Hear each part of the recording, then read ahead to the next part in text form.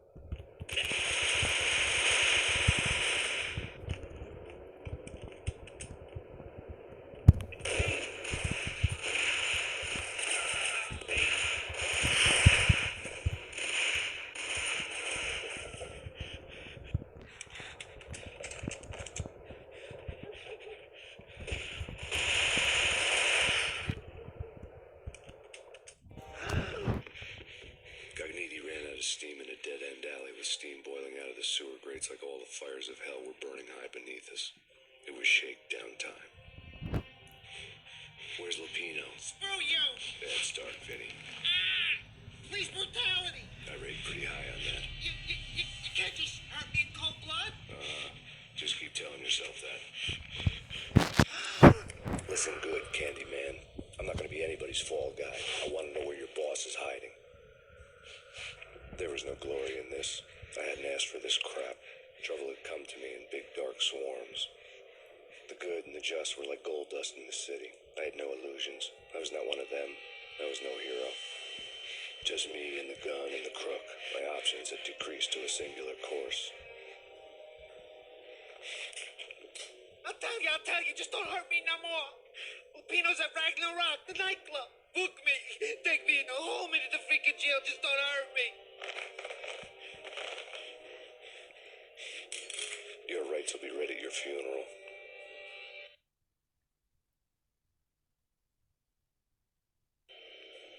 Ragnarok was Lupino's private nightclub, a den of drugs built into an old theater. I knew what waited inside. V-head junkies ready to explode in random acts of senseless violence.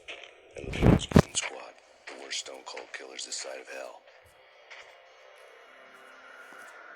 Ragnarok was as inviting as a headache, flickering and flashing to a machine gun beat. The belly of the nightclub was a gothic theme park that began with bondage games and led to the nasty stuff from there.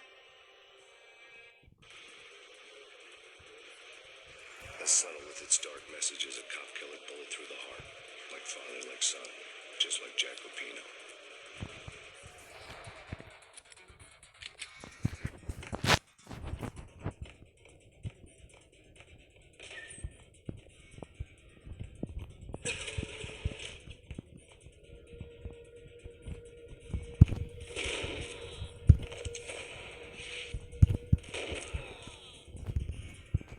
Had never been a bestseller.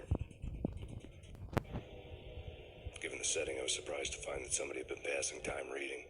The paperback was entitled The Age of Murder and Storm. The blurb on the back mentioned Norse mythos and Ragnarok, the end of a Viking world with a terrible winter that covered the earth in ice, when vile crimes were rampant and all humanity lost. I could see how somebody impressionable might get it into their head that we were at the end of time. I was also beginning to see what the nightclub and its owner were all about.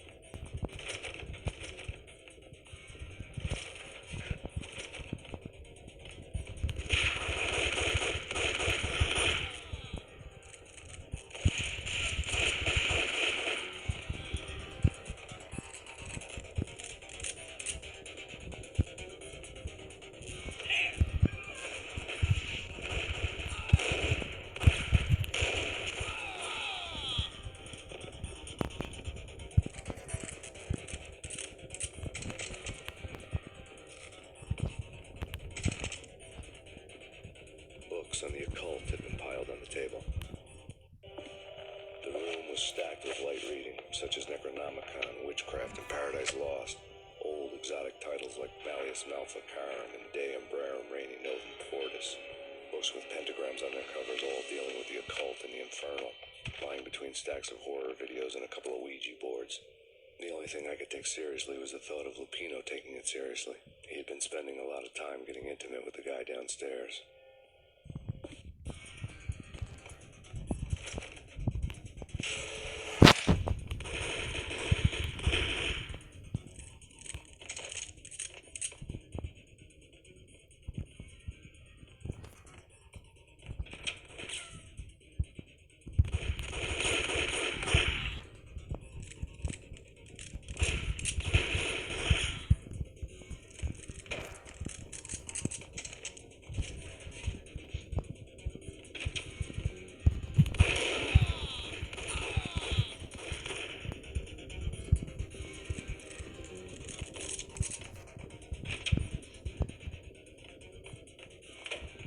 Not with Dino involved.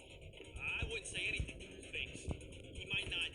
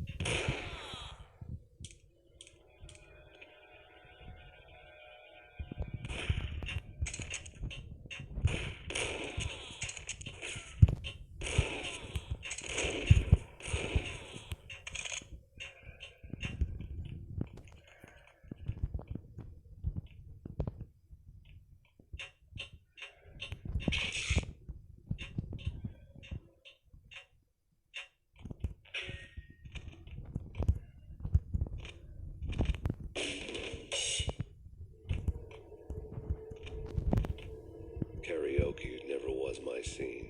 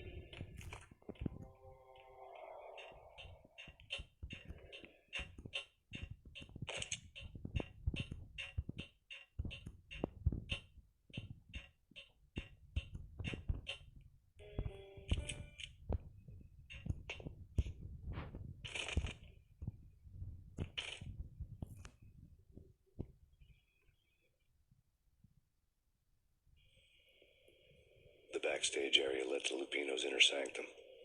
The hot air inside was like an invisible wall, thick with incense and something else, a sickly sweet smell that made you gag. This was the rotten core of the Big Apple. Lupino lurked somewhere ahead, like a spider at the center of his web, waiting. The vapors in the air started to make my head swim. Torn pieces of a letter lay scattered on the sofa.